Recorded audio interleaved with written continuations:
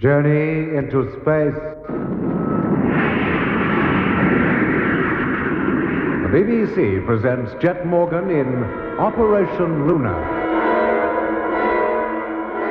Jet Morgan and the crew of rocket ship Luna took off from the moon, intending to return to the Earth. But on the far side of the moon, which they were photographing prior to heading for home, they saw a number of strange spacecraft which took off and pursued them. Then Jet and his crew lost consciousness to awake and find that they'd left the solar system entirely and were hurtling through space at an unimaginable speed. After a little while, they noticed that the ship had slowed down, and then there appeared on the televiewer screen an image of a planet which they were rapidly approaching. It has an atmosphere, no doubt about that. Yes, but what's it composed of? Methane, ammonia, or what? Well, the chances of its being air are 1,000,000 to 1 against. But it's a planet, an island in a limitless ocean, and we're heading straight for it at a speed at which we might be able to control the ship. It's a chance in 1,000,000, our only hope. You mean you're going to attempt a landing on it? Why not? If we're going to die anyway, it might as well be on that, whatever it is out here in nothing. But it's so far away from home. No further than we'll ever be. This is our one chance of survival. Yeah, but we've no idea what's on it, who's on it. We might even be wrecked and end up as a sort of Space Family Robinson. What do you say, Mitch? Shall we try it? I'm all for taking the chance. Let's try to land. Doc? Me too. I suppose if I say I'm not, I'll be considered overruled. Yes. I'm overruled. All right. Landing procedure will be the same as it would have been for landing on Earth. With the aid of the atmosphere? How else? But it may not be dense enough to afford the necessary braking power. That we'll find out, but we'll try it just the same. Open up the pilot's cabin, Doc. I'm going in. Okay. Mitch, get to the radar. See if you can calculate our speed and height from the planet. Yeah. Lemmy, stay with the televiewer. If you notice anything odd about that planet as we get closer to it, give a yell. What else? Pilot cabin door. Contact. Hey, Jet, Yes, Lemmy? look at this. What? Oh, see it? Sort of brilliant reflection at the top, like custard over a Christmas pudding. Ice. Hey? An ice cap. Like the North and South Poles on the Earth, but bigger, much bigger. What does that mean? Well, it means that the overall temperature is much cooler on the whole. And in that particular region, way below freezing point. Well, we can't land there then, can we? No, but nearer the equator, it'll be warmer. Our safest bet would be to land somewhere between the equator and the pole. Seem to be a lot of cloud areas. Thick, too. Yes, all to the good. At least that indicates that there's moisture down there. Water? I hope so. If it isn't... All right, Doc. I'll get into the pilot's seat. As soon as I'm settled, I'll go over to intercom. Right. Well, that's peculiar, but most fortunate. Well, what is, Mitch? Well, so far as I can calculate, we're about 17,000 miles above the surface of that planet. Uh-huh. And our speed is approaching 10,000 miles per hour. And that's exactly what our height and speed would have been now if we were approaching the Earth after taking off from the moon. Except that it would have taken us more than 4 days to get this far instead of just an hour or so. Hello, Doc. Now settled in. Can you hear me? Yes. Can you hear me, Mitch? Yes, estimated distance of surface is 17,000 miles. Speed, 10,000 miles per hour. What? But that's just what it would be If we were approaching Earth, I know. I just explained that to Doc. Yeah, I suppose this couldn't be the Earth, could it? How could it? Well, it seems to have land and water and clouds and ice caps. I wish we could think it was, Lemmy. But the ice caps on Earth are nothing like the size of that one. It isn't the Earth, that's certain. But from here, it looks as though our best bet for landing will be to treat it as though it were. Get to your posts and stand by for landing procedure. Yeah, okay, Jet. Right. I'll try to estimate our acceleration rate and... Hey, listen. Huh?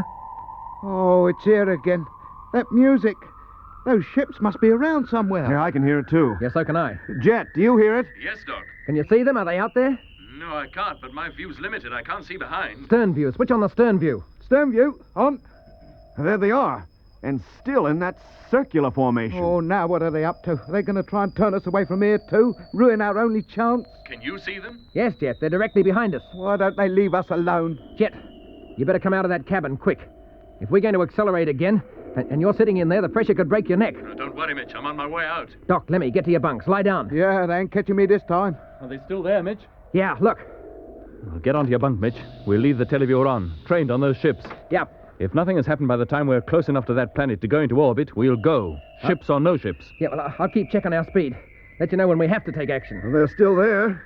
They don't seem to be getting any closer. Hey, what the... What's up, Mitch? Our speed, it's just the same. It isn't increasing at all. But it must do. The gravity pull of that planet must be drawing us down towards it. The speed must increase. I tell you it's not, Jet. It's still 10,000. It hasn't changed since the last check. What is going on? What are they doing to us? And how can they do it? Beats me. They must have control over powers we don't even know exist. They're coming in closer now, and fast, too. Eh? Yeah, look at them. Just like before, as though they were going to attack us. And why don't they get it over with?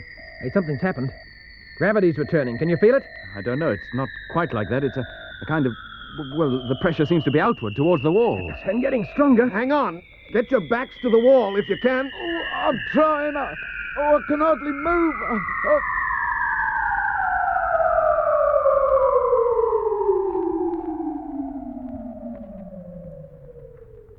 Everybody all right? Yeah. Yeah. Yeah, okay. Anybody black out? Not me. No. Not me. Hey, they've gone again. There's no sign of them. What? Yeah. Look for yourself, Jet. I can't see... Yeah, wait a minute. What's that? At the bottom of the screen. It's a light. Some kind of light. Look, it's rising higher. Good Lord, it's the planet. We've already broken through its atmosphere and we're traveling parallel to its surface. But if we're that close, we must be falling towards it as well. We're likely to crash. Get to the radar, Mitch. See if you can estimate our height. And Doc, open up the cabin again. Right. Well, that solves the problem of how we land. We'll probably hit the ground so hard it'll take a month to dig us out. As soon as Mitch has got the facts and figures, let me have them over the intercom. You bet. Heavens. What is it, Jet? The wings, they're red hot. The whole ship must be glowing. Well, how red? Just enough to notice, but they're glowing all right. We must have entered the atmosphere at about 15,000 miles an hour. And we can't be doing much less than that now. Hello, Jet. Yes, Mitch? Estimated height 50 miles. Speed 14,500. Right, I'll hold it at 50 miles high. The atmosphere's resistance will keep slowing us down, and with luck, we'll make a safe landing. At least with the right way up and on a steady course. Where are we now? Just over the ice cap, heading for the pole. Let's hope we don't have to land on the ice. We're going too fast for that. We'll be well on our way towards the equator before we're anywhere near slow enough to land. Think we'll make it? Safely, I mean. We can only hope. Meanwhile, you'd better convert the couches to sitting position. As soon as you've done that, train the televiewer on the surface directly below us. Between us, we can select a good landing place, if there is one. Estimated height 15 miles. Speed 750. Check. Your indicators say the same? Yes, Mitch. Well, we seem to have left the ice behind. Passing over water now. Can you see any land, Jet? No, I can't. Well, there is plenty. We saw it. There's plenty of sea, too. We're bound to have to pass a... Hey! What is it, Jet? I can see land now, I think. Slightly to port. I'm going to turn, head towards it. What's it look like? Flat or what? I can't tell from here, but you'll soon be able to see for yourselves. Height 30,000. Speed 180. Check. Oh, blimey. Don't look very friendly, does it? About as good a spot for landing as the Himalayas. Well, what if it's all like this? The planet of mountains. Do you see any end to them, Jet? No, Mitch, they stretch clear to the horizon. But there must be a flat part somewhere. Oh, meanwhile, we're losing speed and height with every second. Some of them mountains, well, they must be 20,000 feet high. We'll hit them for sure, unless we cut in the motor and rise up again. Well, it may come to that. But it'll be such a waste of fuel. So what difference does it make? We're never going to take off again anyway. We're losing height rapidly, Jet. And speed, too. We can't keep going much longer. Then we'll cut in the motor. I'll lift our nose and gain height. Right, Jet. Now, just a short burst on low power. Let me know when you're ready. We'll get it up to 500. Stand by. Standing by. Contact. Contact. Speed 120. 130. 140. 150.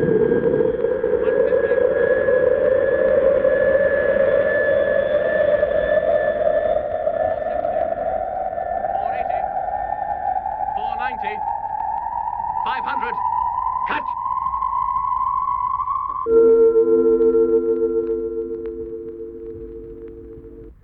Well, that feels better. Televiewer still going? Yes. Then take a look at the country below us. Tell me what you think. There certainly seems to be some kind of green substance on the valley floor. Is it grass? I wouldn't like to say from this height. Could be a kind of moss or lichen. Is that good? Well, it shows that there's some kind of life can exist down there. Oh, it does. Yeah, but it may be the only kind of life. Oh? These mountains are high, Doc. That's about the only kind of life that could survive on them. Maybe there are more advanced forms lower down. Always supposing there is a lower down. If you ask me, this planet is nothing but mountains and sea. Hey, Mitch, Doc, Lemmy, there's a great stretch of flat country ahead. Are you Hey. sure, Jet? Of course I'm sure. What does it look like? Is there anything growing on it? Well, I can only see it in little patches. There's lots of clouds, stacks of it. If there's anywhere we can land, I think it's there. What? With the clouds obscuring the view? What if it stretches right down to the surface? It doesn't. I can see the ground, I tell you. If we point the nose down, we could get under that cloud and see what lies below. How about it? Shall we try? Oh, why not? If there's any chance of landing, so far as I'm concerned, the sooner the better. Yeah, me too. And me. Right, here we go.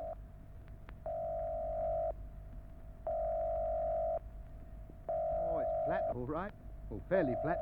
We could make a landing here, couldn't we? Sure we could, if it weren't for that forest. We can't land on treetops. Oh, no sign of any clearing. Not even way ahead. No, but visibility isn't all that good. The cloud's thicker and lower than I thought. Can you keep under it without hitting the deck, I mean? I think so, for some miles anyway. Then keep going. We might spot something. Mitch, check the height and speed, will you? Yeah, height 2,000 feet, speed 90. It's no good. Nothing but trees. We'll have to rise again, get above this cloud, find somewhere else. No. Hold on a minute. What is it? There's a gap. As if a great area of the forest has been cleared and cultivated. What? It's true, Doc. And there's a river in front of us, running at right angles to our line of flight. All the cultivation is along its banks. You mean fields? Well, you could even call them that. Can you see a place to land? Now it's raining, absolutely teeming down. Oh, blimey. Can you see a place to land? There are plenty of places, but we're going too fast at the moment. I'll have to circle and keep circling until we've slowed down. We'll be careful, Jet. Don't put us down in the river, please. Turning.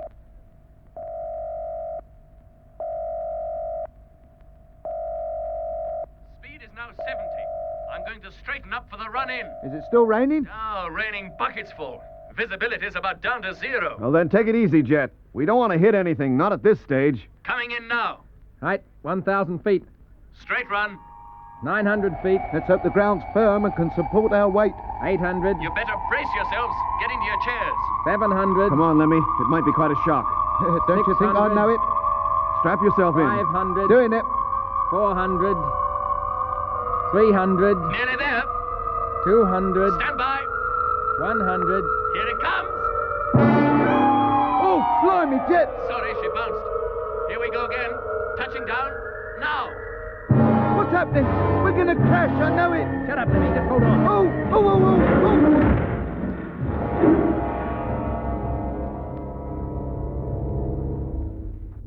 Well, we made it. We're down. And all in one piece. We're here. Yes, Lemmy. Heaven knows where we are, but we're here. You all right back there? Sorry for the bump, but it was no concrete runway we landed on. We're fine, Jed. How about you? Oh, I'm all right. Hold on, I'm coming up to the cabin to take a look out. Me too. And me. Come on, then. Not that you can see much with this rain falling. Blimey. I'll say it's raining. Do you suppose it's always like this here? Rains all the time? How should I know? I'm a stranger here. Well, it just goes to prove that life on other planets must be fundamentally much the same as on Earth. Green vegetation, a river, clouds, rain. Just like home, innit? Only much wetter. I wonder if there's any kind of animal life. It must be. Eh? How else could those plots of vegetation grow like that? They're too regular, too uniform to have grown that way naturally. What, you mean some kind of animal planted them? Why not? Who ever heard of such a thing? No animal would know how to begin. Wouldn't have a clue. Well, what's your theory? Humans. Only human beings would know how to cultivate. The only type of human beings we can imagine are like ourselves, and we came from the Earth. Ah, yes, but According to your theory, there must be human beings here. Well, If there are, or animals for that matter, with a similar type of intelligence, surely they must live somewhere. Where are their houses? Their cities, even? There's no sign of them. But these fields along the river bank, the systematic way in which the forest has been cleared, it can't be natural. It just can't. Then what's the answer? Well, maybe their homes are miles from here, and they travel by boat along the river. A good guess, but wide of the mark, I'm sure. Well, only trying to help.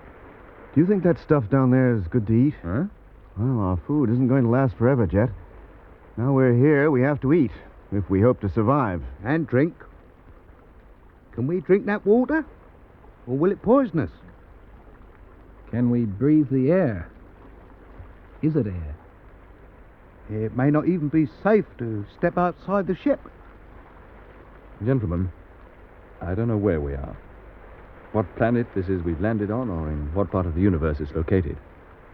But the fact remains, it looks as though we're going to be here till the end of our days.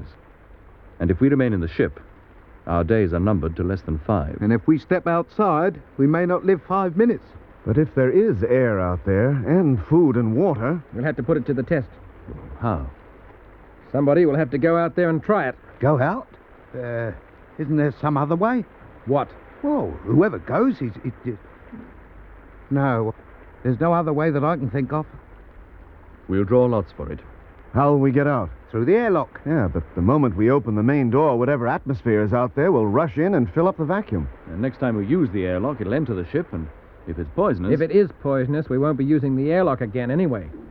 Whoever's left in won't be wanting to get out. Not so sure about that. I think I'd rather be poisoned out there and get it over with and die of suffocation in here in 5 days' time. Let's get back to the main cabin. We'll draw lots, and then one of us will go out and make the test. Hatch closing. Let us know when your helmet is fixed and we'll exhaust the airlock then. Helmet fastened. Over to intercom. All right, Doc. Exhaust the airlock. Airlock. Exhaust. Suit now inflating. Air pressure 0. All right, Doc. Open the door. Let's get out there. Look, Lemmy, wait a minute. Why not let me go out? Oh, fair. I won the draw, didn't I? Open her up. I'm going out. Better do as he says, Doc. But take it easy. Just ease the door enough to break the vacuum. Yeah. Let that air, or whatever it is out there, come in as slowly as possible. Right. Main door. Stand by. How's that, Lemmy? Yeah, the suit, it's gone all flappy. Oh, it will. As the air, or whatever it is, comes in from outside, it'll equalize the pressure. Oh, well, it'll be a lot easier to move anyway. Maximum pressure. She must be full now. And open the door properly. Let's get out and get this over with. Main door. Contact.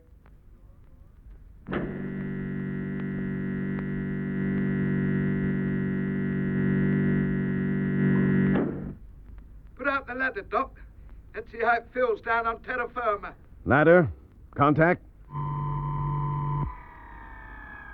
Well, here I go. I'll go round to the ship's nose so you can all see me through the pilot's window. How is it to walk, Lemmy?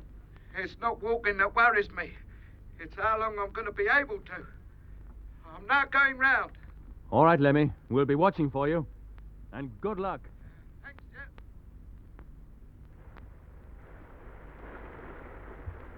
There he is. Just coming into view. Talk to him, Jeff. Hello, Lemmy. We can see you. You all right? I'll tell you in just a few minutes. I know one thing. What? I should have brought an umbrella. I'm going to get my hair wet when I take my helmet off. Oh, never mind that. Remember what we told you. Loosen your helmet first. If you feel no ill effects, lift it slightly. Take a shallow breath, and if that's okay, take a bigger one. And if it isn't? Then fasten up your helmet, increase your oxygen supply, and breathe deeply. Right. Now, here I go. I'm fastening helmet. Helmet loose. Well, Lemmy, can you breathe all right? Oh, sorry, Jet. I wasn't trying. I was holding my breath, but I'll do it this time. Removing helmet slightly. Now. Now, lower your helmet, quick. Too late. It's lowered. How do you feel? Well, it's all right. Up to now, anyway. You sure? No, I ain't. It's air. It must be air. The effects might be delayed. Well, I'll have another go now. Take a deeper breath this time. Removing helmet.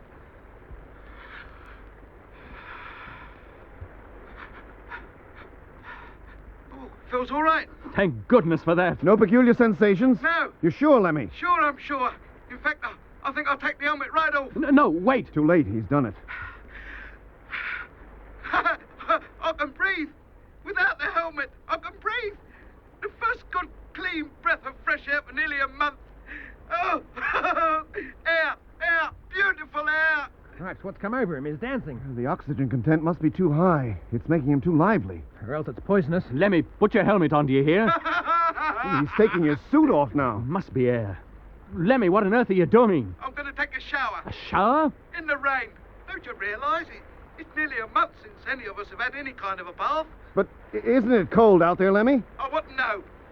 To me, it feels like a warm spring day on Earth. And now that I'm here, I'm going to make the best of it. Here, why don't you come in? The water's lovely. Well, Why don't we, Jet? Either it's all right or it isn't. I wouldn't mind standing in that rain myself. In fact, the idea appeals to me very much. Yeah, let's get out there, all of us. We're probably going to be here the rest of our lives. We might as well get used to it. Come on. All right, open the hatch, Doc, and let's get out there. Do we take the suits? Suits? What do we need suits for? There's life on this planet. Life very much as we know it. So let's go out and say hello to it just as we are.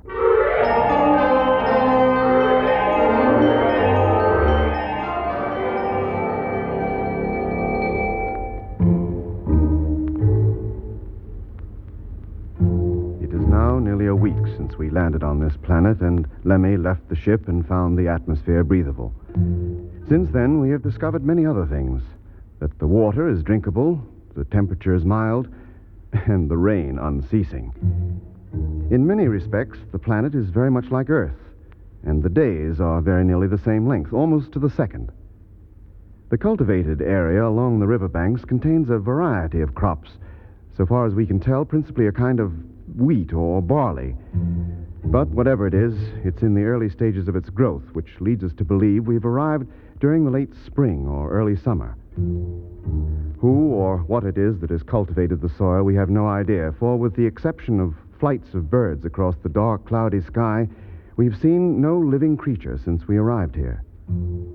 The rations we brought with us from Earth have now almost gone, and Jet, Mitch, and Lemmy, armed with homemade nets and fish hooks, have gone down to the river, hoping to catch some edible fish. Perhaps there is further food to be had in the forest, but until we can be sure what kind of animals live there, we daren't risk entering it. At night, the forest resounds with the weird cries of some creatures or other. Their voices come echoing across the clearing and, carried by the wind, sound as though they are just outside the ship. Well, that wasn't at all bad. Would have been better with some potatoes and peas, but at least we needn't starve. Well, not while the weather remains as mild as this. What, do you think it's going to change then? Who knows? This might be just the warm season. If it is, what's the cold season like? How severe and how long? We've got to explore a wider area, find out much more about this place. Yeah, what happens if we meet up with whoever planted those fields outside? I hate to think. I'd feel a lot easier if we had at least one gun between us, or some kind of weapon. Look, can't we make some spears or bows and arrows? At least they'd be better than nothing. Have you ever used a spear, Doc? Or a bow and arrow? Well, no, I haven't. Me neither. I wouldn't know how to begin. Oh, it's marvelous, isn't it? Here we are in a rocket ship, the wonder of our age, stranded on some unknown planet in the depths of the universe. And when it comes to making a couple of simple weapons to enable us to keep alive, not one of us knows how. Hey, weren't you ever a Boy Scout, Lemmy? No, Jewish Lads Brigade, me. Didn't teach us nothing about bows and arrows. Well, I think it's a problem we're going to be able to solve. We've got good tools. We could use odd bits of the ship to manufacture a few knives, arrowheads, or spearheads. We'll soon learn how to use them. We'll have to. Yeah, meanwhile, we can live on fish. At least it's a change from airtight sandwich packs. It's getting dark, Jet. Maybe we better close the hatch. Yeah. I'll do it. That's another thing. What is? We're using what power we have left to keep the lights going at night. What do we do when the juice gives out? Go out and buy some candles? There are a great many problems we'll have to solve before long. A great many. And one of them is some kind of shelter outside. What for? For cooking, that's what. Having the fire under the ship is all very well, but I'll keep getting soaked just the same. Well, maybe the rain won't last much longer. Well, I don't see why not. Hasn't stopped since we got here. Well, it's time for me to go into the pilot's cabin and take the watch. Who follows me? I do, Gent. Well, I'll give you a yell in a couple of hours. Oh, thanks. I think I'll turn in. Don't suppose I'll sleep, but there's nothing else to do. How about you, Mitch? Yeah, sure, might as well. Me too. At least until I have to turn out again. Hey, Mitch. Mitch, wake up. Oh, it's you, Jet. Oh, I was just dozing off. What is it, Jet? What's wrong? Is there a red princess knocking at the door? Listen, are you all awake? What's the trouble, Jet? The rain, it's stopped. Oh, blimey, didn't wake us up just to tell us that, did you? Listen, the sky's cleared, and I can see the stars. Well, what did you expect? But the constellations, Well, what about them? well, they're the same as we could see from Earth. What? They can't be. They are, I tell you. Come and take a look for yourselves. You bet we will. Well? Yes, you're right. I can recognize them. Lyra, Cygnus, and the dolphin. There, see? Just the same. In fact, we might as well be on Earth. Not quite the same. Well, how do you mean? Well, look at Vega. Well, I've been watching it for more than an hour, and she hasn't moved from that position. Well, hardly. But the other stars have. Moved quite a distance. They're circling round her. So? But isn't it Polaris, the pole star, that virtually stands still? Yes, it should be. And when we left Earth, Polaris marked the celestial pole. Now, wait a minute. I don't understand. And I do. At least, I think I do. Well, what does it mean? Just this. Vega has been the pole star before, and will be again. Every 26,000 years or so, it occupies the place we normally see occupied by Polaris. Yes, but apart from Vega, the constellations are the same as seen from Earth. Yes, and don't you see, only from the Earth, or maybe from some other part of the solar system, would they assume the shapes they do. Yes, I'm beginning to understand what you're driving at. Well, I'm not. It means that we must be somewhere within the solar system. Well, that's a comfort. And that's not all. We know that within the solar system there's only one planet with air, trees, water, rain, and clouds, and the Earth. This can only be the Earth. It is the Earth. What? Oh, blimey. And I went through all that performance, testing the air. But if that's true, Jet, how do you account for the constellations being out of position as they are? Why is Vega now the pole star? There's only one possible explanation. We must have traveled here through time. We've landed on the Earth, all right, but at a different time from when we left it. How different? Heaven knows. But my guess is at least 13,000 years. Oh, which way? Forward or back? I don't know, Lemmy. I just don't know. You've been listening to Episode 7 of Journey into Space, with Andrew Foulds as Jet Morgan, Alfie Bass as Lemmy, Guy Kingsley Pointer as Doc, and David Williams as Mitch, and with David Jacobs. The orchestra was conducted by Van Phillips, who also composed the music.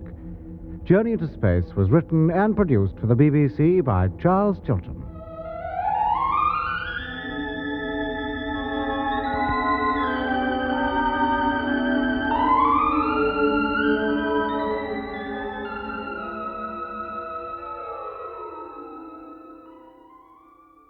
Radiolab on BBC Radio 4 Extra, the acclaimed American podcast hosted by Robert Krulwich and Jad Abumrad. Hello, this is Lynn. Someone on the other side of this? Hey, Lynn. So a couple months ago, our producer Lynn Levy did an interview with this woman. Yeah, her name is Margaret Lovett. Yes. And this was Margaret's first time doing a radio interview. That magic voice. This is so fun. But this was definitely not her first time talking into a microphone. 1, 2, 3, 4. This is the yellow mic. 1, 2, 3, 4. This is the orange mic. Almost exactly 50 years ago. The following recording was made on November 19, 1964, at 2300 hours. Margaret was at the center of this amazing, weird experiment. Yeah. Who were you at that time? Like, what were you like? Well, I've always had a bit of, if everybody's going left, I'll go right. She tried college for a while. Tulane University for a year. But she dropped out. And I was, 20 or 19 or something at that point.